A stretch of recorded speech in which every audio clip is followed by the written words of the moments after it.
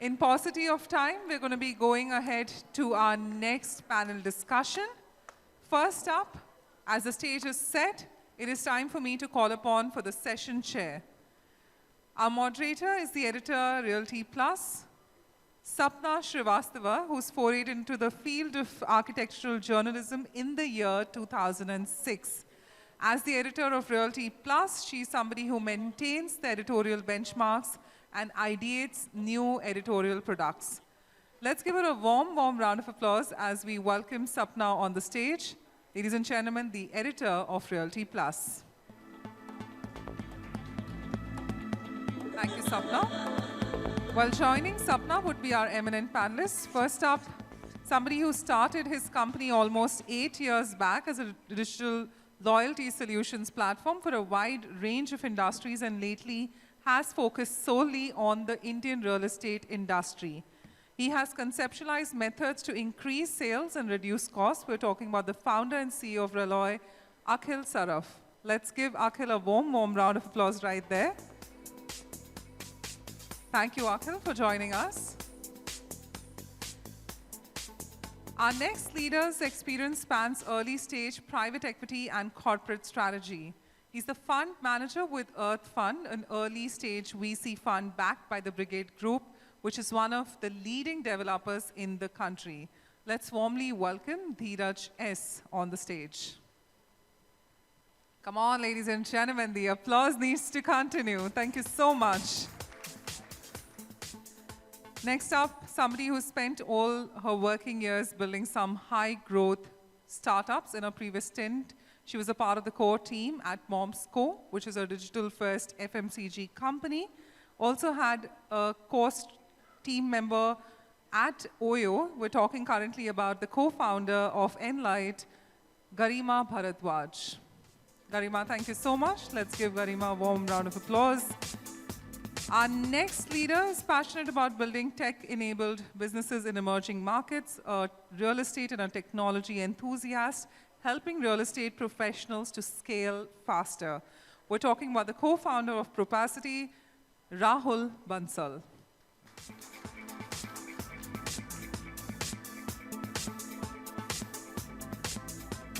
Our next leader is somebody who co-founded Blox in 2019 with a decade of experience in marketing and building D2C brands across various industries. Also, she had previously headed the marketing portfolio for all luxury brands of the biggest fashion house in India. We're talking about the house of Anita Dongre. Currently the co-founder and the CMO of Blox, none other than Shivani, Karia, Jhaveri. Let's give Shivani a warm, warm round of applause. And an experienced investment banker with over a decade of experience in debt syndication for real estate. He's currently the co-founder and managing partner of Everventage Consulting LLP.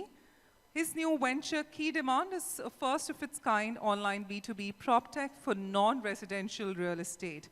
This platform allows businesses and brands to expand their presence across locations and cities seamlessly. The MD of Keydemand, we're talking about Sudhanshu Kejriwal. Wow, what a diverse panel this is. Thank you all for joining us. And over to the able hands of Sapna to take it forward. Sapna, over to you. Thanks, Bhavna, for those wonderful introductions and to all our speakers here. So our topic today, what we are talking about is Realty Goes High-Tech. Let me ask my audience, how many of you think, believe that real estate is going high-tech? Show of hands, how many of you believe? Okay, not a very enthusiastic show of hands. So let me go to our speakers. Do you believe real estate is going high-tech, all of you? That's why we are here. Okay, fantastic, because all my speakers are from the tech space, so they have to have a positive outlook. So, let me start with our speakers, what they are doing to make a difference in this space. Shivani, let me start with you. what is that one big difference Blox is making in the real estate? We started off after understanding that in India, there are no players that exist to give an end-to-end service to the customer, which means that post the stage of search and discovery, which all the platforms for the past decade have been giving, no one takes the step ahead, which means after you've selected where you want to visit, there is no platform that allows you to do a booking or to in fact book or schedule a site visit. So we started off with the fundamental of a customer-centric platform to be able to allow customers to register. But in the journey, we realized that just giving customers a platform doesn't help, and there is an ecosystem in the back end required to create the operations to be able to allow the supply to come in for the customers and to generate the demand for booking and registration online. So today, Blox is an entire ecosystem of various products for channel partners, developers. We have our own CRM that we use. We are in the retail business serving over 100 developers on a monthly basis, recurring sales getting generated for them. And of course, we do exclusive sales across Mumbai city. So that has been the short journey of Blox in 2 years. So it is like you're giving bouquet of service, from one end to the other end, the entire Correct. journey. The entire ecosystem of primary residential home buying is where we've created a lot of technology for. Okay. Sudhanshu, you are in the non-residential space. So how are you, what is that one big thing that you are doing for that space? So one thing we realized when we were looking or conceptualizing the product was there are a lot of Proptechs on the residential side. Commercial real estate was getting ignored by most of the Proptechs, so we decided there's a huge opportunity to look at only commercial. My background or my co-founder's background has been B2B. So we added these two, we decided to start Keydemand. Comes from a very simple line, demand is the key, right? And so that's the name for Keydemand. So what we are doing out here is that everybody as a developer, as a channel partner are looking for requirements. So what we have done out here is we've actually gone out and listed leasing requirements on the platform from corporates. We started in April. We are currently clocking 6.2 million square feet of retail requirements listed on our platform, which can be easily serviced. So what the problem which we were trying to solve is, let's try and get demand onto a platform. It is a very fragmented market. Let's try and organize it. Okay, all right. That's something I think is the need of the hour, as you said, fragmented market, and somewhere someone had to bring it all together. Going to you, Rahul, how is Propacity creating a paradigm shift? What is that one big solution you are offering? Sure. So as Shivani said, Sudhanshu said, so I come from a family which has been into steel from the last 40-45 years. My co-founder comes from a family which has been into jewelry from the same time. My other co-founder comes from a family which has been into automobile from similar time period. And over the last 5-10 years, we realized that our family, unka ho gaya hai business se, and they want to just construct upon the plots that they have, right? And this was a very huge problem that we saw in our own families, that ki Lala ji ko ghar banana to aata hai, bechna nahi aata hai. Right? And this was a problem that we experienced across a very, very huge set of people. And then we realized that, boss, this is a problem that we want to solve, right? But then both of us, all three of us have been super passionate about building for agent-driven businesses. So we started realizing that, hey, let's create a platform that can empower brokers. But then we realized that, boss, developer is the paymaster, and if the developer is not making money, then the brokers are not making money, and the brokers are primarily motivated to sell for the developer, which is paying the brokerage in time. So pura ecosystem kafi fata pada hai, right? So we thought that, hey, let's create a platform that can help developers excel. And there are 4 major problems that we are solving for them. One, we give them via our platform trusted vendors across the value chain that they can work with, trusted distributors or brokers that they can work with that can help them add velocity during this entire process. And at the same time, right at the start, when it is just the land, or they are at a stage where they want insights, information, positioning help. So we do that. So as an ecosystem, we particularly help a developer add velocity to their property, thus Propacity. Okay, so again, it's like a complete journey that you are taking care of for the developers. Yes. Okay, fantastic. Garima, let me ask you, what is it that you are offering that one big thing to the real estate? So everybody here is building a lot and selling a lot of what is being built, which is amazing, which is very interesting, which gives rise to a lot of urbanization, so many buildings. But सब building बना लेंगे तो उसको sustainable कौन बनाएगा? And today what people talk about is sustainability in the built world. Retrofit करते हैं. You know, we want affordable innovation of technology.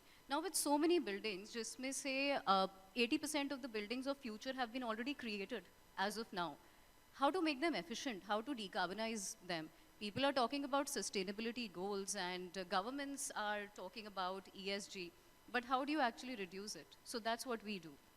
At Enlite, we have created world's first wireless building automation system, which is a full stack of a hardware product and a platform, which could be retrofitted into any building or it could be put into any new building. It is a non-invasive technology which helps to run a building efficiently with absolutely no manual hindrance or association required, which means now you could just sit here and let your building take decisions for you. HVAC is to be managed or maintained, the system will do it for you. Lights have to be turned on and turned off, the system will do it for you. Predictive maintenance, which is actually a huge cost when it comes to this industry. Buildings लोगों ने बना भी दिया, बेच भी दिया, खरीद भी लिया. उसके बाद, when maintenance is come into picture, when the value starts depreciating of assets, are when people are scrambling for these solutions. So what we do is help them with good upkeep, and we make these decisions absolutely by the system that we have built. Do not rely on solutions which are not to be run by people, but actually should be run by machines itself. So we build the machines for them, we build the intelligence for them. And today we have about 25 million square feet of total automation area running with, with our solution, which is called Know Your Building. And the idea of Know Your Building was to digitize the built world. When there was a Know Your Customer in which you could see all the data and see that, you know, whether or not is this person associated to, what is the CIBIL score, can I trust this person, can I give loan to this person? Why not know your building? You know whether or not to invest in that building, whether or not to be a tenant of that building, whether or not to put some new assets in that building. So that's the whole solution, something that companies, traditional Fortune 500 companies like Honeywell, Johnson, Siemens, Schneider have tried to do. We are trying to create a differentiated product in the same domain. However, just giving a much more technical and affordable twist to that innovation. That's right. Know your building, and the word I like is wireless. So that's what we all want. So coming to you, Akhil, how are you making a difference in the real estate? Right. So we run loyalty and referral programs for real estate companies. Now, what that is how there's Marriott Bonvoy or Club Vistara. We run things like Godrej Ambassador, Embassy Priority, Colte Patil Nest. The idea is to take care of the customer from booking up to possession, right?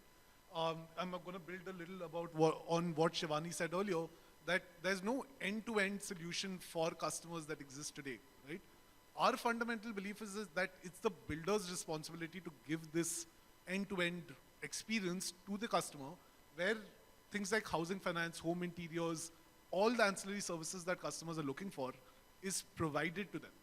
The idea of doing all of this and why go that extra mile, which a lot of developers ask themselves, is referral sales. So if you treat our customers well, we get referral sales out for builders. Last year we did about 1,000 crores of just referral sales, right? Now this literally represents homeowners' love for real estate, where customers have gotten happy with their builder and said that, hey, buy from the same builder. Right? No one is doing that for, a lot is said about the big bad builder, but not a lot is said about the good side of real estate, right? And what this represents is literally a hard measure for that love for real estate. So I think that is something quite innovative, having a loyalty program for the real estate buyers, for the homeowners. Do they get free vacation or something like that in that? Among other things, yes. Like 1% is our literally the most standard cashback thing that we have. So 7.5 crores was paid out last year Okay. just for having referred. Okay, okay, fantastic. So great.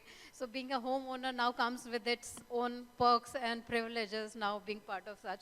Fantastic. I think something new which is happening in this space. Coming to you, Dheeraj, how is the Earth Fund creating a difference? Good evening, one and all. Just to give you a journey, we as builders, Brigade Group started about 4 decades ago. And during our journey, we realized that real estate as an asset class has been a laggard in technology adoption. So in this process, we set up Brigade REAP, Asia's first accelerator.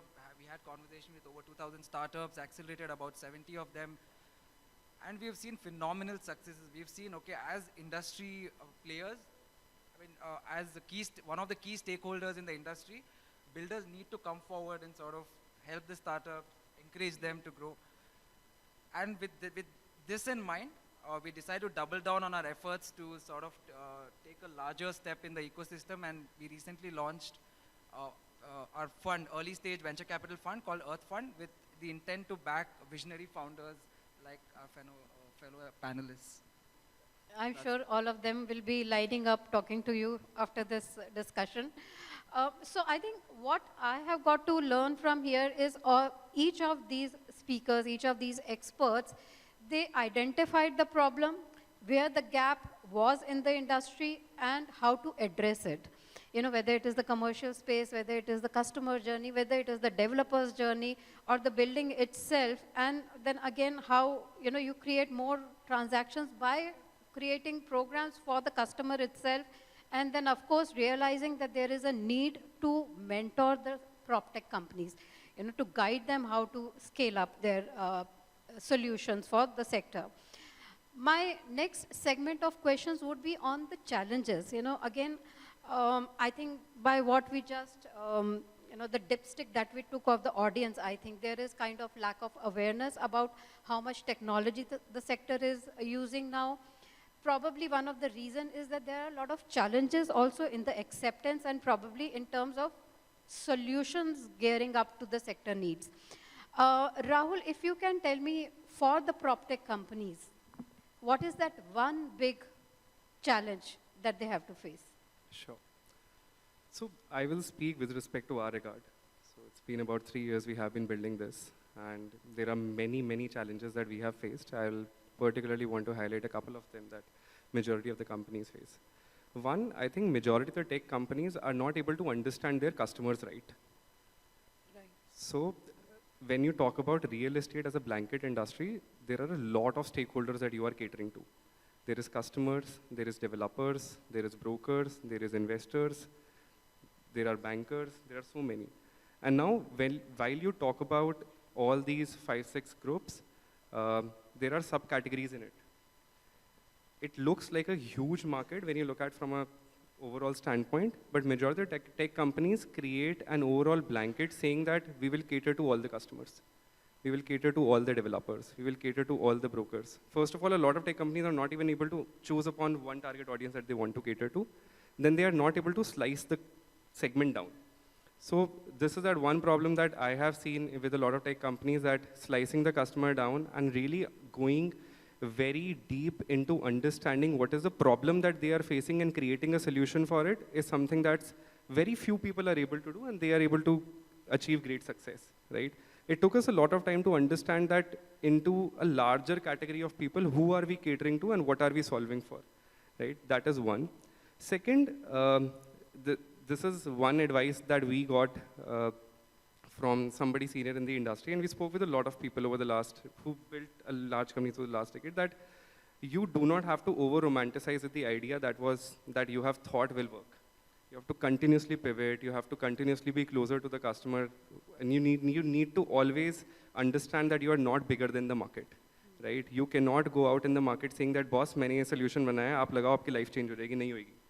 आपके बिना भी real estate चल रहा था, and it was running for a very long period of time. So if you're creating technology, it has to create ease. And the person has to tell you it has created ease for me, and you cannot tell that to them. So these are certain nuances that tech companies which fail are not able to understand, and the ones who succeed, a lot of them are there on the panel today, are able to see that and implement on it. So I think the biggest challenge, as Rahul is saying, one is not identifying your customer, the target audience for whom you want to create the solution, and probably also understanding the entire ecosystem, that there are other stakeholders also involved in that. And second is being in love with your own self and your product, and that you have created something new. You need to understand that the real estate is much bigger than probably what you have created. Two big challenges that Rahul mentioned. Akhil, I would like to ask you, technology changes at a very fast pace. Immediately after a product is launched, there is an upgradation, there is a new software, there is the next level to go to. But real estate is a slow and steady sector. Right. So how do we address that disconnect? So interesting. I'm actually going to build a little more on what Rahul also said earlier, right? So basically, consumer technology was always built to sell a yoga mat on Amazon, right? That how can you do commerce quickly? Real estate is not that transaction, right? Not every transaction needs to be online. Real estate will definitely not be online, right? Like you will want one site visit before it happens. So technology in real estate needs to be built for the fundamentals of real estate, right? Like what are the fundamentals of real estate? It's high value, low volume, right? And it's a once in a lifetime transaction. So that is what you have to build for, right? So according to me, the problem is twofold. One is building the technology and how you're going about it. And second is the people, right? So we've been in this space for 6 years specializing only in real estate, right? So the first 3 years we were building software thinking that, this feature will get us there, this feature will get us there, this feature will get us there. We later realized that people love the software that we are building, but they're scared of actually operating software, right? So then we increased our entire bandwidth to build an end-to-end managed service, because building a loyalty program is one side, right? Then after that, operating it, bringing all the brands, bringing all the, doing all the marketing, talking to the customer that regularly. Builders are scared of doing that on their own. So that's sort of where you have to adapt to the reality of your situation and build on top of that, right? That's the fastest way you can get technology to get adopted in this space, right? Right. Yeah. I think one major point, what you said is people, what companies forget is that people, it is the people that is important, and you have to look at what they need, how it is them who will be operating the technology, and what is their psyche, understand that, and then I think probably we will be able to see more acceptance of technologies. Shivani, another big problem in real estate is about data. Standard data that, is hardly available or not accessible, and for any technology, first thing that you require is correct data. So Sapna, you're absolutely right. And the reason why this data is not available is, as we discussed earlier, the market is quite fragmented. Now, recording of data is where the problem begins. Today, to have any kind of predictive analysis, to have any kind of demand forecasting, what you need to do is have data sets in the same way across all developers for the industry to extrapolate from that where the industry is headed. But in our industry, some of the larger players today also are sort of moving from pen and paper to Excel, unfortunately. And for them, this is definition of digitization. I'm sorry, this is not digitization. That is using one software. When you are truly digitized is when, let's say, there is a power cut and you can't access your computer and your business stops because you're that highly dependent on technology. That is the kind of acceptance that your entire organization has adopted that technology to that degree. That is when you can say that your company is truly digitized, which is not by the way of one software. So for example, in Blox, we have created a SaaS model where you have one nucleus CRM. That is the entire database of all the multiple stakeholders. Now this product ecosystem, what it does is the developer inputs its data, again, in very qualified data sets. The broker is putting his data. The relationship manager who is taking the customer for a site visit, the sales manager who is the closing manager for that particular site visit, are all putting data, and what is happening is our CRM is collecting all of this, segmenting this data, and creating analysis that are helpful for us. And for us, it starts from the point where today we have a lot of organic online home sales. We never thought that to be possible before. Without digital ads, without Facebook, Google, any of that. So the process starts from the point where a user comes on the platform, we understand their behavior, we push ads that are complementary to their lifestyle index. On top of that, when they schedule a site visit and when they eventually purchase a house or book a home, all the multiple stakeholders which I mentioned earlier work together collaboratively in the system of the CRM to generate that one sale. Now, when a technology like this, or technology that Rahul is building, is accepted industry-wise, that's when we can say that our industry is digitized. For example, today when we place an order on Amazon, Amazon's platform is receiving that order, the warehouse is getting a notification, the delivery agent is getting a notification, and the delivery agent is eventually sending us a notification. So technology also requires on-ground operations and data input from every single stakeholder in the system. But we have realized that it is not very easy, even for Salesforce implementation. Some of our client developers had ENY come to teach and train their employees on Salesforce. So understanding this, what we realized is, in the world of generative AI, in the world where voice assistants are ever so common, we've created something called Breva. Breva is Blox real estate virtual assistant that is like Siri. And what it does is, you can just talk to it. You can say, what have been my walk-ins month to date? Okay, now split the direct walk-ins from the CP walk-ins. Okay, in this, what transactions are above 1.5 crores, and a developer is able to get the answers back in voice. So what this eradicates the entire problem of adoption, so to speak, or training. Because in this, what happens is you can talk to the program. Right. The program is talking back at you. So this is what we are doing, and we are in the forefront of developing.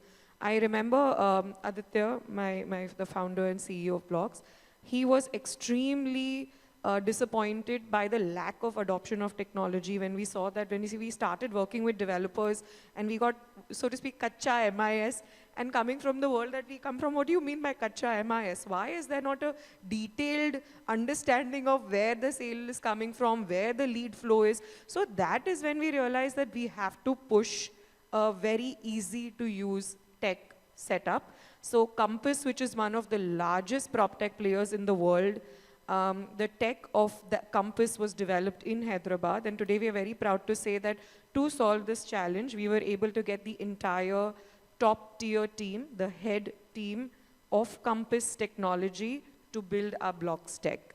So today I think we are fairly confident that in some time to come, we should be able to organize the market a lot more, organize the sales and the sales management a lot more. I think all these efforts are happening at individual level, but at an industry level, we still need to create some kind of a data, registry or something that can be accessed by everyone. You're absolutely right. See how Dubai functions. Today, for property registration, we still have a very phygital model. It's not entirely digitized. Right. We have Telangana government, we have Karnataka government that have adopted e-registrations, but Maharashtra not so much. Right. When you have blockchain technology being used for registration, there is zero room for mistakes, zero room for cheating, which gives a lot of safety and confidence to the seller as well as the buyer. But for that level of implementation, I think it needs to be a top-down approach from the government. It has to be a policy level. It has to be at the policy level. Yeah. But at the industry level, I think it has to start from the developers. And we see that while 2 years ago, the market was more fragmented, today we see that even if it is Microsoft Excel, at least that one step forward has been taken. All right, baby steps. Right. So, Sudhanshu, we have been talking about fragmented market, and yes, that is the truth. Real estate is a fragmented market. We have different types of players, size, shape, scale. How difficult it becomes for a Proptech company to scale up? So I'll first tell you about one of the challenges we are facing, right? So we are the first demand aggregation commercial real estate marketplace. It takes a lot of time for us to even educate our clients, whether it is a brand, whether it is a channel partner, or whether it is a developer. Post that, it is expectation management, right? I listed a property on your site yesterday. It's not leased as yet. It's not sold as yet. I thought this was going to be magic, right? So there is a lot of, so first of all, there is education about what we are doing. It's being done for the first time in the country. We are 6 months old. We have transacted with 100 crores of leasing in 6 months' time. But the market is humongous. That's not even a decimal to the size of the market. That's really not a decimal. So when it comes to scaling post this, first is acceptance from the market. We saw the number of hands lifted up, right? So everybody wants tech, but changing to tech, anything change is difficult to begin with, but beautiful at the end. It's that journey we all have to be patient towards, right? So as a Proptech startup, we have to be patient that if our product is right, we will scale.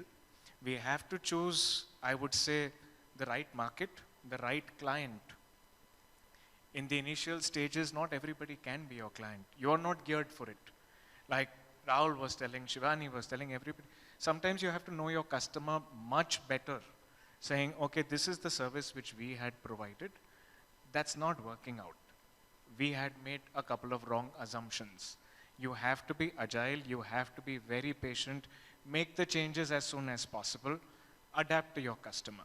Scaling up happens. Scaling up, obviously, you require, number one, you need funding, right? Number one, I'm coming to you after that. So you require funding, right? You need to be, I would say, choosing your markets very well.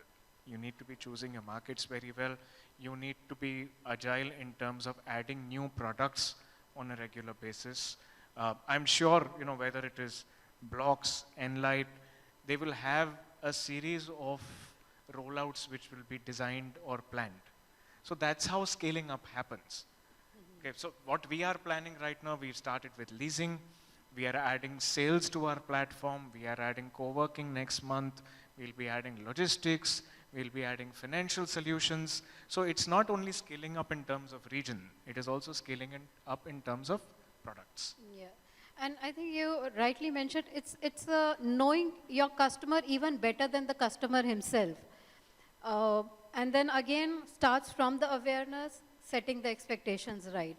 And I think that's, if we can get that correct, the next steps will easily follow. You spoke about funding also. Garima, let me ask you, are tech companies getting enough funding? Is it easily available? So the best part about answering that question today is being a part of this panel. So as far as that goes, all of the people sitting here, I think they've done brilliant work when it comes to funding. And because they have done brilliant work is why they have seen the kind of traction or the interest. Shivani is the latest entrant to those newspapers. This week itself, Blox has had a very exciting week where they have acquired a company. Akhil, Reloy has raised substantial funding this year, and they are getting acceptability through the market, similarly with Rahul, even with Keydemand. And then there's one person sitting right here who's asking that, you know, sustainability may we invest, so what are you guys actually doing? So while that is a very positive part, and honestly, had you asked this question to me last year, my answer would have been different. 3 years back, it would have been very different. About 3 years back, even on our journey of Enlite, we are a hardcore engineering company. We are a direct competition to the giants like Honeywell, Siemens, Schneider, Johnson Control, which means you need to have hardware at the heart of solving a problem, and then there's a platform. So me and my co-founder, we happened to meet a huge investor in a space that VC fund has practically invested in all the unicorns. And we sat down with them, and after explaining the solution, the partner said, "Acha platform hai." I said, "But you know, there is a hardware to it." He's like, "But there's a platform, right? It's good. I said, you do understand that we do build a hardware. He's like, oh, nobody understands really hardware in our firm, so we're not really sure. We'll connect you to our Hong Kong team, but even there nobody understands it, so we're not very sure about it. That's when we realized that there are two paths to difficulty in a real estate. First, the kind of technology you're building. If you're still on the demand and supply side, people are okay with it because you can still show a certain amount of GMV that you have done. You can still show scale. You can still show that, you know, if I pump in some money into my digital platforms, I will get these kind of leads and pipelines. But when you're building a very deep tech real estate company in which you have a hardware, the scale doesn't come like that. You just don't put a digital ad. Honestly, there are not even 40 people searching for best building management system in the world. Nobody meets over dinner and says, "Tera building mein kya building management system laga hai?" Half of the time I had to explain people, BMS is not battery management system. It's building management system. So that's the kind of industry that it is. Now, interestingly, what has happened well is that EdTech, FinTech, and all the other techs, which garnered so much attention and interest, are facing a lot of headwinds globally. And people need to park their money safely. And now you think of it, where have people parked money traditionally also? In the real estate. Through decades and decades. It's been always safe. It has been always stable. So now people are starting to realize that, okay, you know, real estate funding could be as safe as putting in money into a real estate. And that is the reason why a brigade thinks of a REAP. They understand the problem, and they are trying to find out people who can figure out the solutions. So if they've been running this program for last 7 years and have about 50 odd companies graduate from them, they do understand what can these companies do, just not for Brigade, but they have a lot of interesting programs where Brigade REAP even gives the market access to a lot of other developers, because if I've been able to solve it for Brigade, I can solve it for Prestige, for RMZ. Similarly, a lot of funds concentrated on sustainability have started. So especially where Enlite comes into play, or anybody else who's on the hardware, there is so much impetus on sustainability today, and people are now taking sustainability seriously. बात तो बहुत कर लिया sustainability के बारे में, but करेगा कौन? Those करेगा कौन companies are again found in this domain only.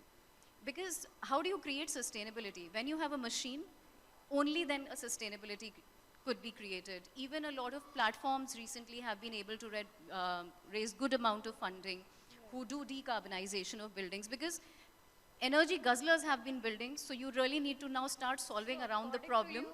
According to you, with awareness, funding is also increasing. And I think in last 3 years, as you said, 3 years back, the answer would have been different. So 3 years, things have changed towards positive. Definitely, and they are only going to get better from here. Only going to get better. That's what we wanted to hear. Dheeraj, I will ask you the funding question later. But right now, like Garima said, yes, now funding is getting better. People are getting aware what Proptech can do, and it is happening. But one problem that we discussed earlier also is that adoption of technology sometimes gets hindered because of the people factor. You know, companies feel, a real estate company feels, now I'll have to upskill my people, I'll have to hire people, and that will be an additional cost. How do you see that disconnect, you know, adopting a technology and the manpower? Well, a lot has been spoken about this, but before we move on, I would like to highlight 3 critical points. One, real estate is the world's largest asset class with over $300 trillion in value, yet it has lagged significantly in tech adoption. Second, over a third of world's global greenhouse gas emissions come from the real estate sector, yet very little has been done to address it. Third, the construction industry has achieved only 1% productivity growth in the last 2 decades as per McKinsey report. This compares to over 3% growth seen in other sectors. So the answer is pretty clear. Real estate needs technology as well as sustainability at the moment. Now coming to the question, I will break it down to 2 parts. One is the skilled labor, and second is the unskilled labor. Coming to the unskilled labor, yes, the construction industry has been facing a lot of challenges with regards to unskilled labor, and whether technology is a silver bullet, no, technology is not a silver bullet, but yes, it goes a long way in addressing these challenges. How? Drone technology, for example, the fact that you can monitor your construction progress, etc., with drones. Second is your robotics, the fact that it makes life easier on the ground. And third is modular construction. Well, modular construction is a very niche segment, but we have seen anecdotal evidences where the government has been using like monolithic construction to build large-scale affordable housing projects, which is where this gets viable. Now, coming to the skilled labor, yes, as we've been discussing about this, we need to look at the industry from a perspective, what problem are you solving? As a developer, if you're able to justify whether are you improving my top line, are you able to reduce my costs, or are you able to bring in efficiencies, etc., only then a solution probably would be accepted, because it's quite a fragmented market, as we spoke. But yeah, adoption, you need to justify these parameters for the adoption to take place. Developers first think that ROI kya hai? Yes. So if I'm taking this technology, how am I getting my value back? So I'll just add on, I'll just add on to a point. We spoke about funding and the adoption of technology. In the last 10 years alone, we have seen about over $120 billion global funding in the Proptech space, of which 75% came in the last 5 years alone. And in India, this number is close to about $5 billion. Yes, the industry is nascent in India, but it's seeing additional adoption. And yes, skilled labor would, developers would probably hire skilled labor if they see the ROI benefit. I think the 2 years of COVID had been a big booster for technology in India. I think that's why we have seen it so much scaling up. So these were the challenges that all our speakers mentioned where we are lacking. Efforts are being made.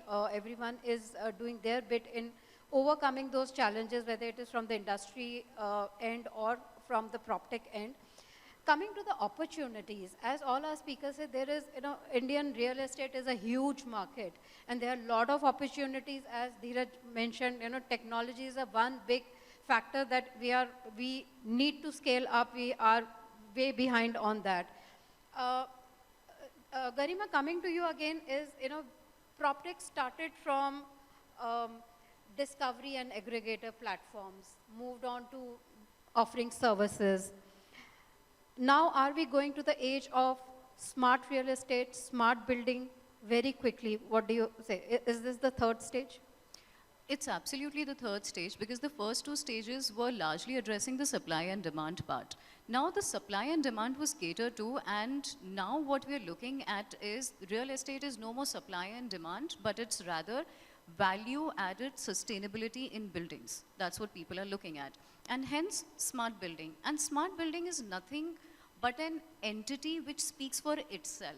It is a digitized entity. So people have spoken about built world for really long, and we also spoke of certain numbers here, how big an industry it is. In fact, in India, by 2030, we will be a $1 trillion asset of real estate in India itself.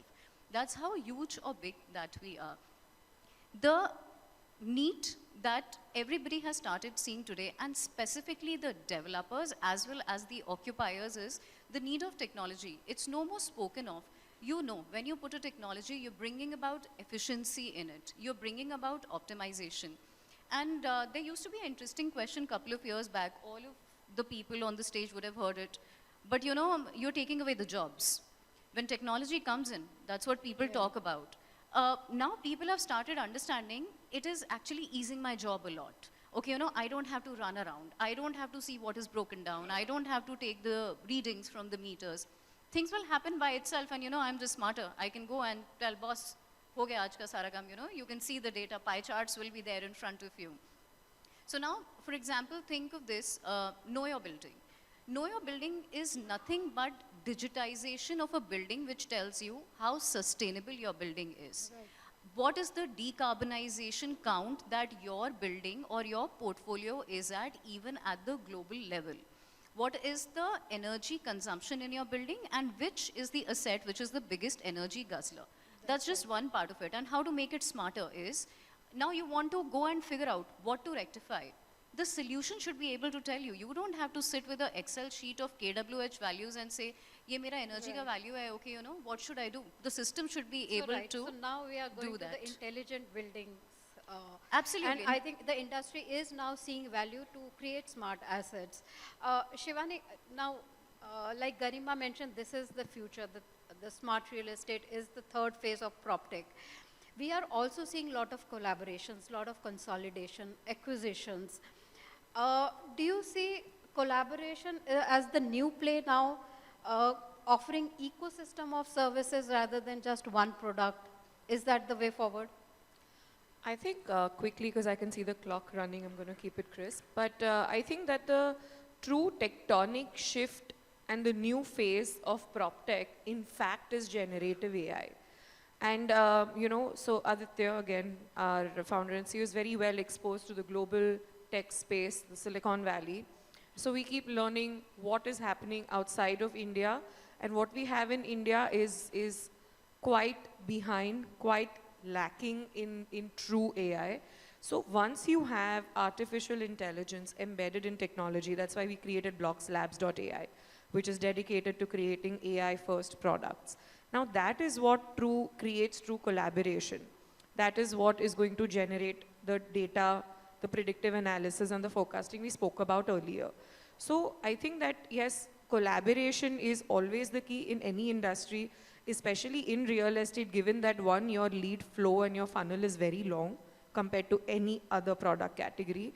Apart from that, it is a multi-stakeholder sale. Every one sale requires intervention of developer, broker, sometimes digital ads, pre-sales telecalling, the sales manager. So it is not something that a one person can do. So yes, collaboration by itself is necessary.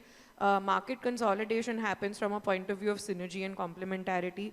So whatever is the vision of an organization, wherever it is that they want to be headed, and if they are in a position to be able to synergize and collaborate with someone who's able to provide that missing piece to them, then that is great, as long as together you are stronger. So in terms of consolidation, that's the case. Collaboration can happen, in my personal opinion, strongly through technology. We have seen bookings happen from someone sitting in Hyderabad, again, starting with the Google search of Andheri 2 BHK, which by the way is a very highly searched keyword, landing on the Blox platform without us even knowing the booking is made. So there was zero intervention required in that case. So what technology can do is technology can cut through the various different hoops that a buyer has to jump through, right? It can make things accessible, and the technology in the back end is still speaking to all the relevant stakeholders. So collaboration, again, is only central from technology, and today PropTech has been around for over a decade. Today AI is everything. AI is not just a buzzword. If harnessed correctly, it is one of the biggest energies that we have in technology. It can create immense delta, efficiency and speed. And I think that's the future. So collaboration is the future and technology is the enabler. Correct. Okay, fantastic. You know, on that note, again, let me come to you, Rahul. AR and VR became very popular during COVID.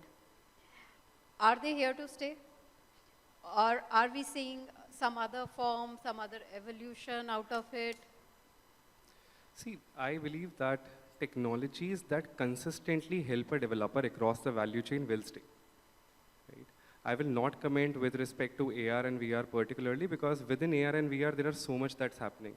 You have Meta coming up with tools, you have you have Apple coming up with something. AR and VR as an ecosystem of visualization is going to completely change, is what we believe. We primarily believe, just adding to a couple of points that people said here, that while there is a lot less adoption of tech in this industry, there is a lot of intent. There is definitely a lot of intent. So we work with more than about 80 developers across tier 1, tier 2, tier 3 cities. Rather, our biggest client happens to be a developer in Haridwar. Okay. Our second biggest client happens to be a developer in Dholera, which is again a smart city being built in. So basically amongst our top 10 clients, 7 do not come from tier 1 cities, right? Majority of our clients come from Pune. we built a learning ecosystem for brokers as well as developers when they wanted to adapt to technology, and they came to us and said that, boss, these are very complex, but we want something that we can use because we are the buyer, but the user is going to be my team, right? And if they are not able to use this platform, then I'm not going to use it at all. I'm going to go back to my Excel sheets or my Kacha MIS and all of that. So that was the entire thought we built in within our ecosystem when we were building the Propacity platform, that one, ease needs to be there. Second, it needs to help the developer across the value chain. And if the developer has intent, then we are going to create a platform that can educate the broker because they are bridging the information gap, and the developer because they are building it. And then VR across the value chain is something that induces efficiency in sales. Has it been able to unlock scalability, which is something that is extremely important for the developer? Might not.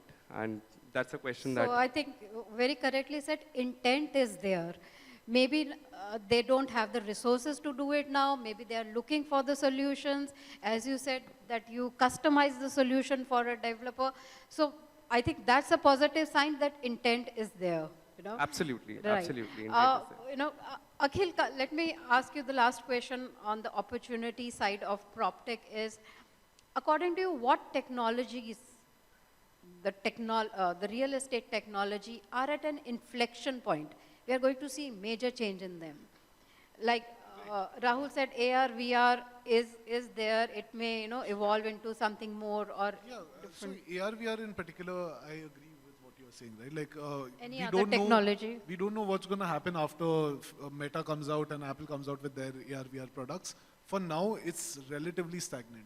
But what AR, VR can also do is sort of capping off, right? That it can give an experience to a customer before they make the site visit, but the site visit will still happen, according to us, right? According to us, where the opportunities truly lie is in AI, because I think AI has to be built for communication in real estate. AI, we don't need AI for a lot of things like that is being built for today, but I think if we focus on how we can use AI to personalize communication, generate what is to be said to each customer, at which time, right, and through which channel, that is the holy grail of AI in real estate, right, and that's what we are also investing our efforts towards. The other end that I think is going to really blow up is wealth tech, right, like India has 77% of their household wealth in real estate, right, that investments in real estate far, far exceed equity investments even today. The amount of wealth that people are putting into this product is somewhere not leveraged towards nation building, right? So even when HDFC and HDFC Bank merged, they spoke of unlocking the wealth that is locked up in real estate, right? And that was the thesis of the merger, of course, among other things that exist, right? And that is that holy grail, right? For India to actually get to that $5 trillion economy, $10 trillion economy, you need to make your largest asset class work. Right? And that's sort of where AI and wealth tech is the two biggest things that I think. Wealth tech and AI is something that is... So, Sapna, I wanted to add something to what Rahul was talking about when he said, one of his largest clients are from Haridwar, right? That's what technology brings to the platform, okay? It brings opportunity across India. It takes opportunity to Bharat. Correct. Right? One of our largest customers is from Tumkur. Okay. Okay. We've just added customers from Almoda, from Guwahati, right? Now these are customers who had to travel physically to try and meet brands to lease their properties. Technology has made it an equal opportunity for everybody. Right. So that's what technology is also doing, right? It's giving an opportunity. It takes it to tier 3, tier 6 of the country. Yeah. It's a great leveler, and I think it creates a level playing field for all players. Exactly. Fantastic. Let me end this session on, asking our speakers, if you have to give me top 3 PropTech trends for the next year, what would that be? Sudhanshu, starting from you. Top 3 PropTech trends in 3 words. Top 3 PropTech trends. Obviously, I will start with commercial real estate going tech savvy. Okay. But I think AI is going to be, I think not for the next year. It is going to be here for the next few years. Very difficult to predict what will overtake AI by that time. So AI is going to be number 1. Okay. According to me, that is going to be that. You will have a lot of, I would say, customer-centric PropTech coming up, because the Okay. country's population, whether I'm using one mobile operator or the other, customer servicing is one of the biggest Okay. challenges. I'm using mobile as an example, obviously real estate. AI, commercial real estate, and customer-centric technology. Shivani, according to you, top 3 PropTech trends. So generative AI, of course, is the trend. It's not just the trend here, it's the global trend that is going to create a lot of value in real estate. And we say AI as one word, but there are 1 million applications Right. of artificial intelligence in the PropTech space for the buyer, for the developer, for the channel partner, for marketing, for lead generation, for lead closure. I mean, there is no limit to what artificial intelligence can do. So instead of saying 3, I'm going to say generative AI, applicable across a million different 1, 2, things. 3, 4, all the Yes. applications. Okay. So let's keep AI as standard. That is one PropTech trend that we are definitely going to see. What are the next 2, Rahul? Yeah. I particularly think that tier 2, tier 3 cities in India are going to do really, really well. India doesn't have a land problem. India has a developable land problem. So with expressways increasing, we will have a lot more developable land, lot more brownfield, greenfield cities coming up. That is also one of the areas that we are focusing a lot upon. Also the fact that we would see a lot of new developers emerging. Right after COVID, we saw a lot of brokers emerging. And now we are seeing brokers declining because they are bridging the information gap most of the time when they also don't have a lot of information, which is one of the key problems that we are trying to solve. We would see a lot of new developers emerging, creating quality supply, emphasizing upon how to create quality supply. That's where solutions like Enlite, unlocking referrals, creating velocity, which basically what Propacity, Blox is doing, leasing, all of that is going to come up. But we would see a lot of demand coming up in So new tier 2, developers tier 3. and more developable land, you are saying, will come up. Absolutely. Okay. 100%. Not technology, but yes, very important aspect that Yeah, there so will be new ev- developers coming in. So the technology ecosystem cannot only exist in the tier 1 ecosystem because they already Yes. have a lot of access already. Okay. It has to expand. So Right. lot of Good for these- the industry because more players there are, of course, and more assets that we can create, definitely. Garima, according to you, apart from AI, Sustainability for me is number 1 actually. Okay. And honestly, I'll not name 3 because I see everything integrated together. When I say sustainability, I mean AI is a part of it, machine learning is a part of it, predictive forecasting is a part of it, running buildings better is a part of it. Right. And that's the reason, in fact, today Enlite and Google have partnered together to build world's first machine learning platform for the buildings, which has never existed before. So a generative AI, sustainability, everything combined together is what you're going to see from us as well. So I think sustainability is something which yes, has I gained think traction. sustainability, yeah, we already are seeing Yeah. how ESG has become one of an important factor. Akhil, what do you have to add to it? Yeah, I actually, it's beyond AI, right? So like between AI, wealth tech, sustainability, I think is a large theme that will play out with the environment. Like today only we were reading about the air quality in Bombay being horrible. Sustainability will pick up, and I think all of this is tied together with customer centricity.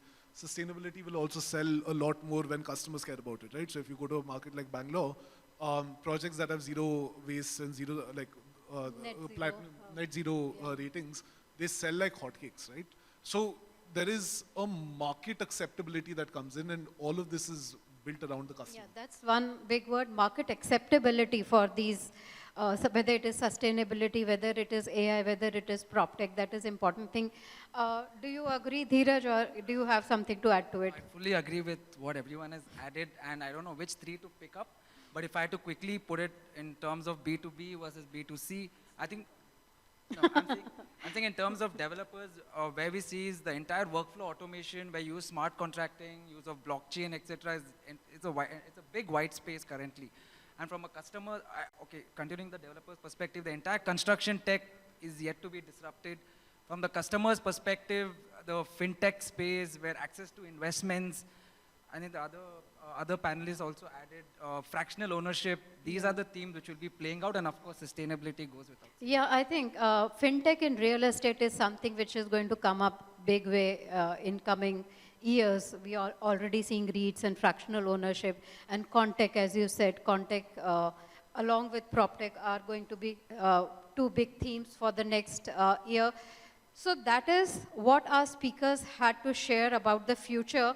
Let me ask our audience once again, after listening to our speakers, how they are creating a difference in the technology sector, how technology sector has created a difference in this, how many of you are positive that technology is going to be a big differentiator for real estate? Well, we have a better show of hands. So great, I think we have served our purpose. Our speakers have served their purpose. Thank you everyone for being here with us and sharing your views. Thank you for the audience as well for being so patient and listening to us. Any question for our speaker? We'll be able to take only one question probably. What question can we have? Yes, Govind. Govind. Not you, Govind. Okay, so, No, my question Govind, is we love your engagement. so my question to all the panelists or whoever wants to speak, there's a larger problem that we face in real estate with regards to the technology adoption at scale, right? Adoption, you can't be saying that make it simple and make it adaptable, right? How do we solve this problem as an industry, as a PropTech industry, to solve this adoption challenge at scale? Any inputs there from any of the speakers? Two of them, if they could give an idea. I think this is being solved at scale now, right? Like, so we are managing about 1.5 lakh units across the country today. We are present in about 15 cities.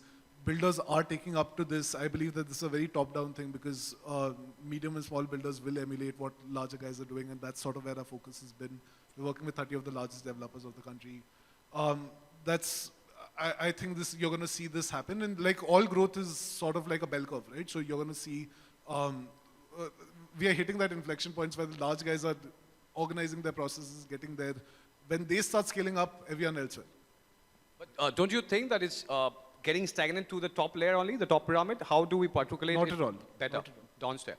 Okay, so anybody else who could give? Yes. Hi, Govind. So, you know, like we discussed earlier, the intent is there. It's not, there's no aversion to technology. But I would say there is an inherent fear to adopting technology and then being able to use it sustainably and consistently. So the way that the team and the company making the technology can solve it is by making it very easy to use, making it extremely friendly. So what happens is, you know, earlier when everyone gets an iPhone, they don't have to go and take a tutorial on how to use it. If it's easy to use, if it's intuitive, people will use it. So the product that gets developed needs to have immense acceptance by the way of being very, very easy to use in a very oversimplified manner. You know, that I believe creates adoption and being able to generate value. Today, if a developer, it has to start from the developer. If the developer sees value, if the developer is engaging with your tech product quite often, then you know that he or she is going to be using it regularly.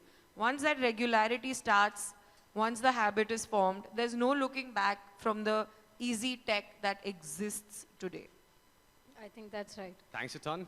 Thank you everyone. Thank you so much. Thank you, Govind, for your question. So thanks to the audience as well and to our speakers. Can we have the mementos for our speaker for sharing their valuable time and expertise with us? Absolutely. Ladies and gentlemen, a warm, warm round of applause for all our established panelists. And as Sapna rightly said, let's get the mementos on. Could we have Sapna, if you could do us the honor of felicitating all our panelists. First up, thank you so much, Dheeraj, for joining us.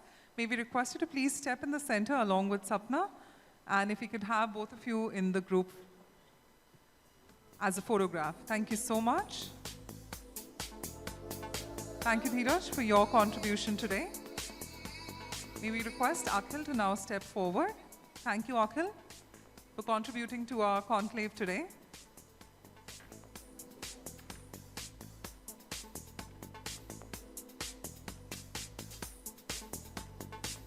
May May we now request Garima to please step forward. Thank you so much, Garima.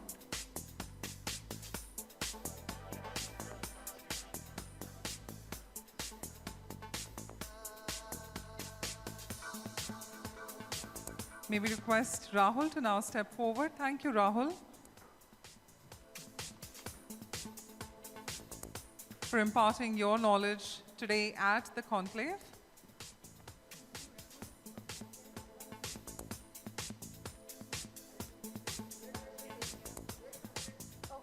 I think they might want to redo, yeah?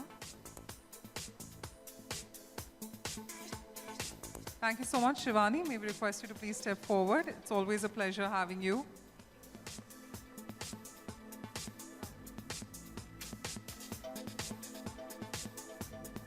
And thank you so much, Sudhanshu. Thank you for joining us today.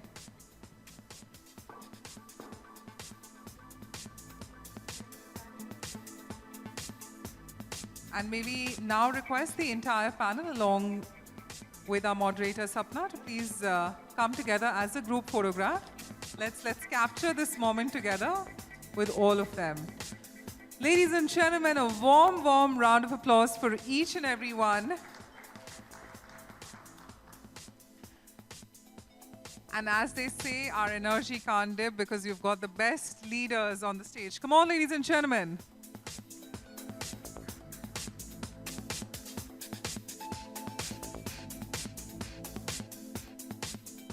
It is now time for the final segment of today's conclave, which is a real talk, the inspiring success stories. Trust me when we say we've got the best for the last, and we mean it truly, because we've got two icons, two legends who are going to be joining us shortly on stage. Just allow us a couple of minutes whilst the team is setting the stage, but in that time being, I'm going to be taking the honor of calling upon our leaders. May we request all of you to kindly be seated. We'll give you a minute for that.